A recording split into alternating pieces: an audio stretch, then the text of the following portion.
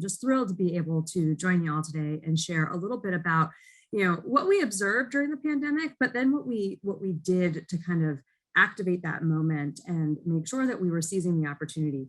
We have a board, all these nonprofits, right? We all have boards. And ours is comprised of business folks and city officials and state officials and past railroad folks, all different types of people. And we were challenged in June of 2020, as we were seeing these just rates of trail use through the roof. What are we going to do to capture this moment? Because if it was a business, we would not want to lose this attention that we had. And it was at the moment an overwhelming challenge, for sure, because we were also living through that pandemic and that crisis. But it was really motivating because it reminded us and helped us focus our energy on this is an opportunity. There is a lot of hardship happening at the moment, but there is incredible opportunity for our organization, but for the entire trails, walking, and biking movement nationwide. And what can we do to help that at this exact time? So I wanted to bring in here to kind of get us going and as a frame for what we do and why we do it. Rails to Trails North Star, our kind of organizational path, what we're trying to follow. If you aren't familiar with us, we are the nation's largest trails and active transportation organization. We have a grassroots of about 1 million folks all over the country who we kind of count that. We reach a lot more than that, but those are the folks that we can kind of reach at a moment's notice, whether that's via email, social media channels, or our web presence. And our focus is on really trying to create an active transportation system for the country. We have 40,000 miles at this moment in time of multi-use trails nationwide.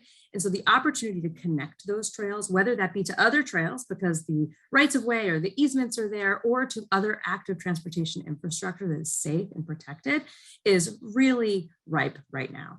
And in this demand moment we've been in, what an opportunity to show that, right, to all of our elected officials and decision makers. We also want to make sure that trails are seamlessly integrated into communities. I loved the comments about designing places so that people can be active and where trails are part of our DNA. That is something that we are very focused on all of the time. We want a future where people can and choose to use trails when they want to get outside, to get where they're going, whether that's for recreation or for practical transportation uses. And we want trails to be valued and prioritized. And I think to achieve this, our strategy is structured around public funding, creating infrastructure, and also promoting trails. And what we saw when we look at 2020 in particular was an incredibly unique opportunity to advance all of those things kind of at the same time. I come up, my background is in marketing communication. So if you work in public health and you work with the CDC and others like that, you probably know that social marketing existed long before social media. And it's really about shifting people's knowledge, attitudes, and behaviors for a change, right? That's going to kind of benefit community, benefit individuals, benefit society on a larger scale.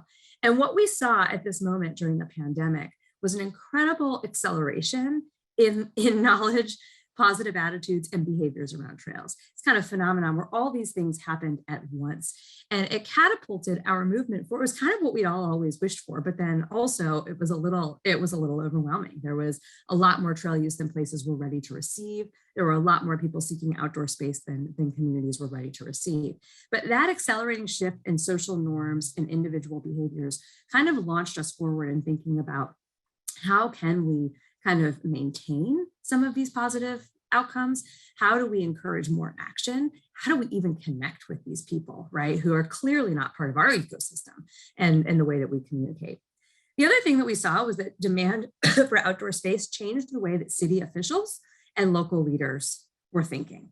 There was this rapid surge in streets closing down for social distancing or social distance physical activity that, we thought there might have been more opportunity there. What we're seeing now is a lot of that is being driven by economic drivers, a lot around restaurant use, things of that nature. But really interesting how the way that our communities are structured is just shifting in this time, and it was very fast, and then kind of how it's sustaining to this day.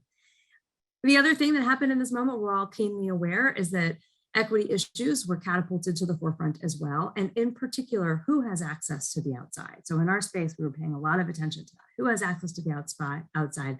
How are outdoor places being policed by individuals? And it went a little bit even beyond race in our in our community, where we had people who were longtime bicyclists, for example, complaining to us that there are people out there using the trails that don't belong there. It's like, well, actually, they have just as much right to those spaces as you do. And let's talk about sharing the trail and what that looks like in proper trail etiquette. So many challenges and user conflict challenges emerging around differences between people, whether that be where you live, whether that be race and ethnicity, age, gender, family status, all different types of things. So clearly an opportunity for us to educate and try to unite and bring people together. And this was also all happening along the backdrop of major funding, both upheaval, uncertainty, and opportunity. And so thinking about kind of how do we tie these pieces together. I hope you can see the GIF, because it's really interesting to see the bottom gray line here is 2019 trail use data. The top line is 2020. And so you can see that spike there, that when it comes back, you'll see it in March. That surge was really high. This is just a representation of the behavior change that happened.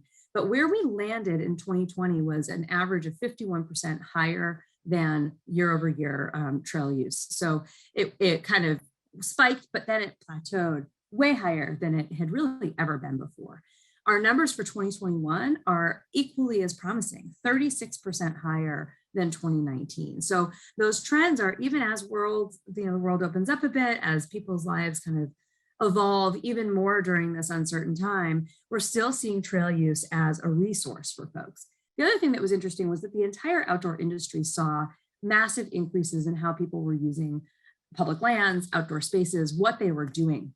And the Outdoor Industry Association released a report last year that kind of measured what those changes in activity were. And you see trail use higher than many other activities, in part because community-based trails, multi-use trails largely stayed open, but also because that same data found that what people needed and what they wanted and what they said it would take to continue doing these kinds of activities was low barrier to entry. They wanted things close to home and where they didn't need equipment or training or all these things to get out there. So a lot of walking, a lot of bird watching, a lot of people discovering birding during this time, all things, really seeking nature and nature close to home, which is what we know multi-use trails can deliver.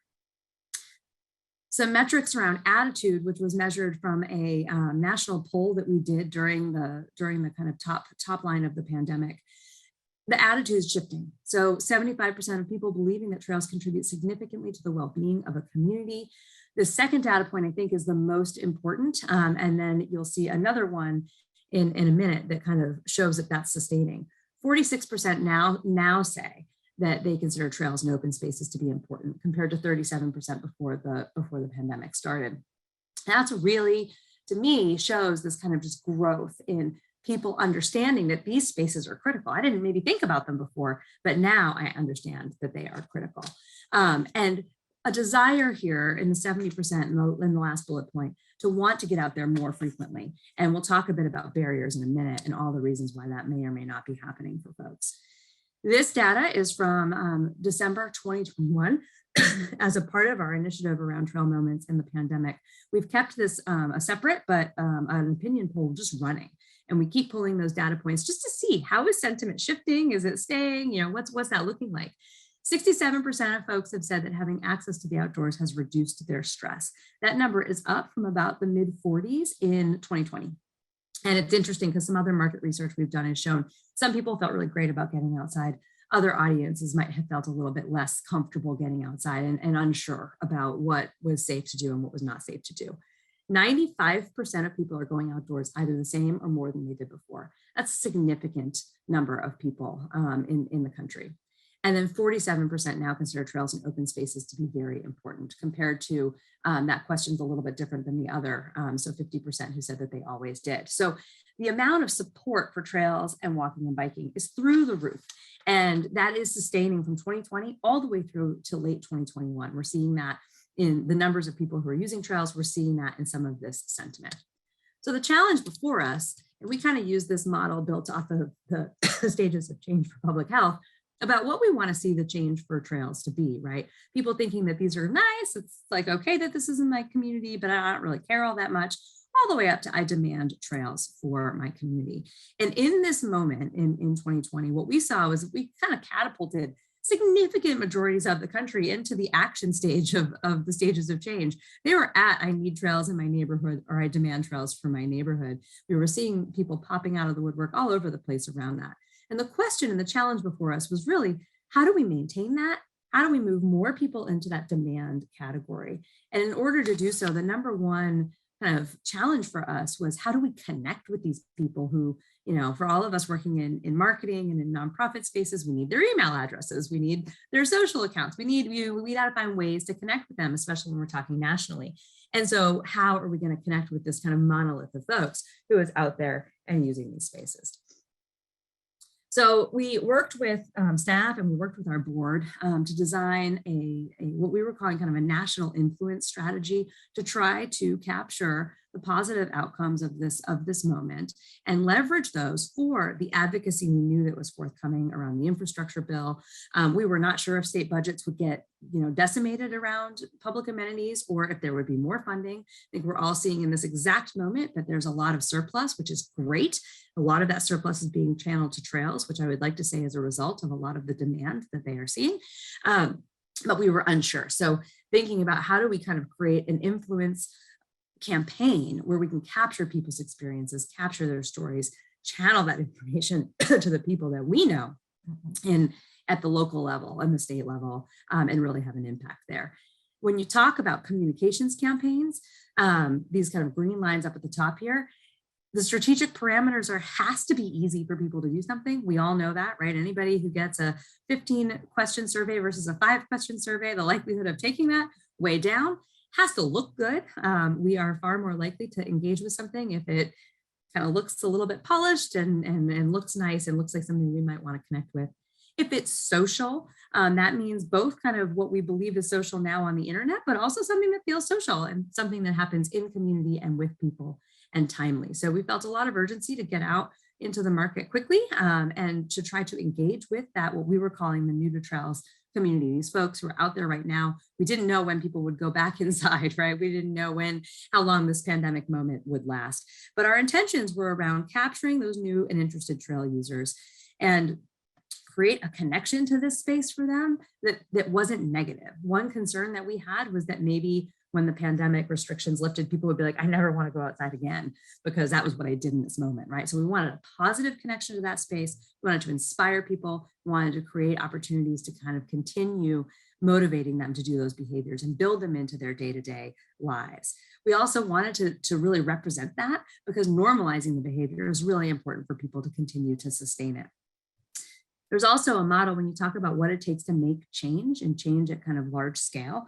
The concept of centralized leadership or distributed leadership. How much did RTC need to control this messaging versus just put a lot of stuff out there and let people use it? Thinking about the individuals who are going to share this in the ways that make sense to them, the local partners, the state partners, the agency partners, all the folks who might want to be a part of this and kind of capture the input and the feedback from the community at large at that moment.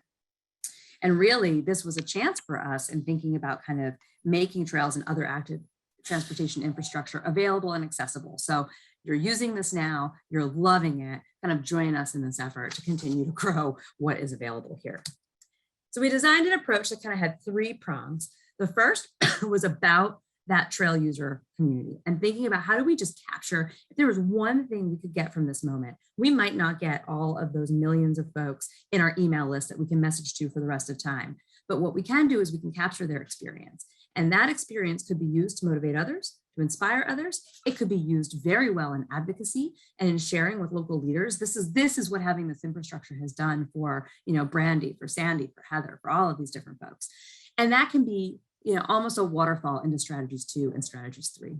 Strategy 2, initially we thought this would center more on kind of that, like, where can we leverage trails in every neighborhood and opening streets up for walking and biking. But really it has become a portal into we have a whole campaign around Trail Nation, where we are working to build connected trail networks in 8 very distinct places and lift those as models for others to follow. So direct relationships there with local decision makers and mayors to give them the resources, the information they need to fuel what they're trying to push forward. and then amplify and influence conversations like this, right? Taking these stories, taking these calls to action and lifting them up so that we can get as many people as possible, basically talking about how great it is to use trails and that kind of buzz marketing for trails all across the country. Our toolbox was really built around storytelling and creating opportunities, very easy opportunities for people to take action. We follow a paid, earned, shared, owned media strategy at Rails to Trails Conservancy. If you don't, I put this up there so that folks can kind of understand what that means. You know, earned being largely press, things of that nature. Owned being, you know, websites, emails, things that you can fully control. Shared, the places we want people to tell our story for us. And paid, which we are not typically an organization that invests a lot in paid media. And this was an opportunity for us to do that, and to do that in a way that really kind of reinforced the message and connected with people in real time and repeatedly, because again, thinking they're not going to just come in and sign up for our email list. They're not part of our kind of core. These are folks who are on the fringes of the movement, who have just kind of touched it and fallen in love with it, hopefully for the first time. How can we use maybe some paid strategies to hit them where they are and to kind of reinforce that message over time? So what came from that moment was the Trail Moments campaign. And it was really designed in a way to be evergreen so that we could talk about the trail moment in 2020 and in the pandemic, but not knowing where that would go, that we can be talking about our trail moments forever. There's all sorts of great things that happen on the trails, these moments of peace and joy and solidarity and health and connection with your community. Phil mentioned that my favorite trail, and the story he popped in there was the WNOD trail. It's the shorthand for those who live in Northern Virginia.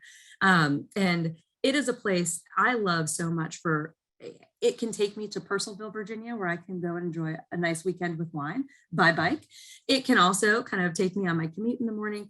It is also a place where when I am in Arlington, Virginia, I see so much diversity that represents the community where I live. And that is really powerful. And when we talk about trail moments, that's what we're talking about. All of those things, you know, the grand moments, the small moments, but the things that make us look at those spaces and feel connected to them. So we launched this in October of 2020 in partnership with iHeartRadio. We had a big initiative with iHeart where it was on one of their top morning programs for about a month, and kind of on social media with them, with trail partners and with influencers. And one of the challenges, and in the context we had of, you know, how do we hit people where they are? One of the challenges was like where they are is on the trail. And so we need to get them on the trail. And nobody has at the time the resources, the staff capacity, you know, to be doing intercept surveys. That was not going to be an option.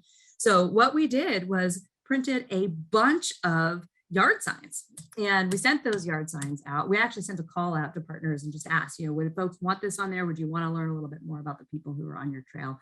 So we sent over 2,000 signs in English and in Spanish to about 30 states. Overall, over the course of about a year now, we've collected over 2,000 stories. We've reached about 5.5 million folks via direct paid channels, and we've had about 50,000 page views of this content specifically. But attached to that, there are other pretty significant outcomes that all of this kind of lifts the storytelling of trails. And so in the advocacy around the infrastructure bill, we were able to send over 40,000 messages to Congress in support of increasing transportation alternatives funding, in support of passing for the first time ever the Connecting America's Active Transportation System Act, which is funding that will eventually be dedicated to just creating trail networks, closing those gaps, trail and active transportation networks. It was significant. And, you know, this is when you're looking at kind of how do you measure these things, the evaluation side, this lift, this storytelling was funneled through all of these pieces and became really powerful. We also reached an incredible milestone for our organization, which is the TrailLink web app that we have, which is a tool people can use to find trails wherever they are in the country. It hit over 10 million users last year, and that's the first time that that's ever happened. So all of this speaks to kind of the sustaining nature of this moment that we're in, which is really exciting, and the opportunity we have to continue to connect with and kind of capture these stories and these moments of inspiration. This is just a quick snapshot of another strategy we used that was new to us and also proved to be incredibly affordable and powerful.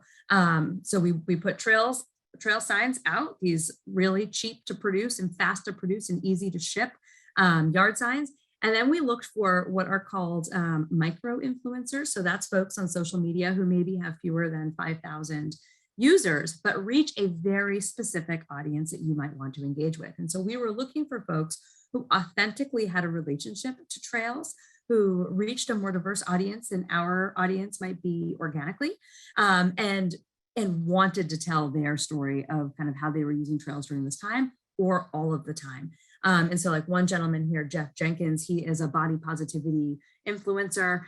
He does a lot around travel and tourism. Obviously that changed for him during COVID. And so he talked about kind of doing walks and doing things where he lives in Texas on the trails to connect community and bring people together. We have Ian McKay, who some folks might know, who is an accessibility advocate in Washington State, who shared incredibly powerful stories about how trails have saved him many times, including during this pandemic. So the longevity of these stories really fueled and inspired more stories to come from individuals who are not necessarily micro-influencers.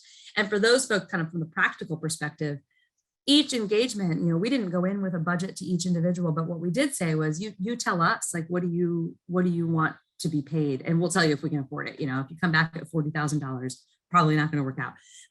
But most of them were in the $1,500 to $2,000 range. And they created web content, they created social content. Some of them created video content for us. And it was really powerful to have this kind of authentic connection to these people who other people look to kind of get their ideas about what's good in the world. And this is just an example of Vasu, who is not quite a micro-influencer, but is really supportive of this work and this movement, and how many connections then he has been able to deliver just organically on his own because he thinks that this is important. And so that kind of authentic relationship, that authentic connection was huge. At the same time that we're trying to inspire and motivate people to get outside, we're also trying to understand what's preventing those, 70% of people who want to get outside more, who largely represent underrepresented communities. What is keeping them from these spaces? And so we are about 6 weeks away from releasing a new report that looks at both barriers and solutions to kind of increasing the diversity of trail use nationwide. But some of the top findings that have been informing our work all through the past year and will continue to do so are that there's limited trail awareness. So there's not enough marketing and advertising of trails or just conversations about the resources that might be less than a half a mile away from different underrepresented communities all across the country. And that creates feelings, right? Like if you find out about this space that's right there and no one's ever told you about it, then you're feeling like I'm definitely not wanted in that space, or someone would have told me that it's there. Many different things contribute to feelings of unwanted and unwelcome on the trails, including, not seeing people like me on the trail, not seeing people doing the things I like to do on the trail. So this kind of goes back to that user conflict of like bicyclists versus people like, I just want to go for a walk and hang out here. Is that what I'm allowed to do? Not having, the information to know, like, what am I supposed to do in this space? Some concern about crime, violence, and harassment and accidents. There's some gender issues there, as well as the experience being shared among communities of color. Inadequate trail maintenance, particularly in places that serve under-resourced communities. And again, going back to that, like the feelings that it conjures up of like, well, clearly there might be a trail here, but no one's taking care of it because it's in my neighborhood. And then lack of direct neighborhood trail access. So that gets to that connectivity issue of, are we creating street access? Are we creating protected bicycle lane access or sidewalk access to those trails? And what does that look like? Some of the things that have emerged as ways to overcome this, a huge one, and I put it top on the list on purpose because it goes back to kind of the trail moments piece as well. The idea of programming, signage, not necessarily the signage that we think about when we're working, in cities or with officials, but like things as simple as yard signs that say, there's this event happening this weekend and it's in multiple languages and it's there and it's something that I might want to connect with. Ambassadors, those can be people who are on the trail. Those could be people who you follow on social media who are like, this is a really cool thing to do, and reinforcing that behavior for you. Social support and that kind of connection to people and place, so important. Destinations accessible by walking and biking. And on the next slide, we'll talk a little bit about also making the trail the destination. It doesn't always have to be a way to get to somewhere else. It can also be the place. And as a mom of 3 young boys, I can say often for me, it is the place. We take the trail, we find the creek, we throw rocks for a few hours and off we go to the next stop. That is good enough. And really that moment in nature is what we needed. And it didn't really have to do with how many miles we logged that day. separated bike lanes, trails, and greenways, and improved lighting and maintenance. Some of this can be solved with communication strategies. Some of this can be addressed with communications. Some of it can't. And let's, that's also really an honest assessment there. So quick case study, we do the communications work for the Circuit Trails, which is one of our Trail Nation projects. We are part of the coalition there in the Philadelphia and South Jersey area. And one of the inputs to the study that we're going to be putting out is their own very deep analysis of trail use market research study in their region. And our challenge last year was, how do we take that market research and immediately pivot our marketing campaign to respond, to really activate this space in a way that is showing the neighborhoods that we hear them, and also kind of immediately delivering on more equitable communications approaches. So some of the outcomes and the recommendations that we leaned into are around placing the trail user at the center of the story. Those of us who work in the space of infrastructure talk a lot about the infrastructure. It's great. We love it. Look at this paved trail and it's got all the amenities and it's awesome. But sometimes we forget about the person who might be on that trail, and really putting the diversity of experiences, the diversity of people front and center. And that was a lot of learning from the Trail Moments campaign and how well that performed. Aligning the circuit trails with what the people wanted and their priorities. So if folks say that they want music on the trail, well, let's figure out how we can deliver that. We know we can't have music festivals across 800 miles of trail, but there might be some ways we can do that. Positioning the trail as the destination, thinking about paid media differently and creatively. There's a lot of ways that we can use paid dollars to reach people. It doesn't always have to be, TV and print. Increasing ways to connect with people off the trail. One of the things we heard from folks was, if I'm not on the trail and you're only marketing on the trail, I'm never going to hear about the trail. So you got to come door to door. Again, something we know it's really expensive and hard to do. What are some creative ways that we can deliver that? And then again, providing those experiences, whether it's ways for people to get out and do it themselves, or if it's in a small group. I'm going to quickly fly past this and use the pictures to tell you a little bit about it. So we introduced the My Circuit Trails initiative as part of this, again, building off of Trail Moments and putting the person's experience, how they're using that space, thinking about representation first. And it was really powerful. People absolutely connected with the stories of folks using the trails in different ways all across the Circuit Trails footprint. We were able to leverage different ambassadors for the trail partners, and folks who were in the neighborhoods that were part of the market research, which was really kind of a direct nod to say, we hear you, we see you. This is kind of in response to that. We also did activations really differently. So paid media, we hired street teams, which you might see used to promote a concert or to sell you new Dove deodorant. We hired them to sell the trails, and we sent them to different strip malls and places within a mile footprint of different trail access points. We tried to tie it to events and things that might be coming up so that there would be something immediate to do, right? So that timeliness aspect of the strategy. And we sent teams out in English and Spanish. And what we heard from the residents from the community was this is really cool. I'd never heard of this place before. I'm going to go check this out with my friends. I'm going to go check this out with my family. So being off the trail and in the neighborhood was really powerful. And again, really affordable. So going door to door, a little bit harder. Going to a central place where there's a lot of people that might be from that neighborhood, right? Might be from that community was a little bit easier. And we partnered with WDAS Radio. Another recommendation was, we want music, we want fun, we want the trails to be the place. So we couldn't do music festivals, but we could get street teams from WDAS to come out. We brought an ice cream truck and we had little kind of trail parties. We did a handful of them throughout the summer to see how they would go. And they were really, again, really well received in terms of a way that we could just think creatively about investing in engaging with folks directly. I put this in here. Celebrate Trails Day is coming up. It's April 23rd. It is a great opportunity to lean into some of the things that we've heard, that we've trialed through Trail Moments, that we've heard through the research that we've been doing about kind of creating opportunities for people to get outside and to be active. There's a lot of ways folks on this call can participate, but really a huge part of it, and again, a kind of COVID learning was, this was always organized around events. People having events all across the country. And then we had to stop that. And so what we did was we created a lot of resources, because what people said was, regardless of if there's an event or not, it's really helpful to kind of have an idea of what I can do and to see those, see those things being done by people who live near me or who connect with me on different levels. So Celebrate Trails Day has turned into, like everything, a hybrid model where we've got events, and we've got lots of resources and people just saying, hey, I'm getting out there on the day, with the goal being going back to kind of trail moments, harnessing people's activity on the trail, really showing the love for trails, the volume of people who are out on this day. And you go back here and you can just see the amount of reach that there's been over many, many years, and trying to grow that so that we can continue to have and bring influence.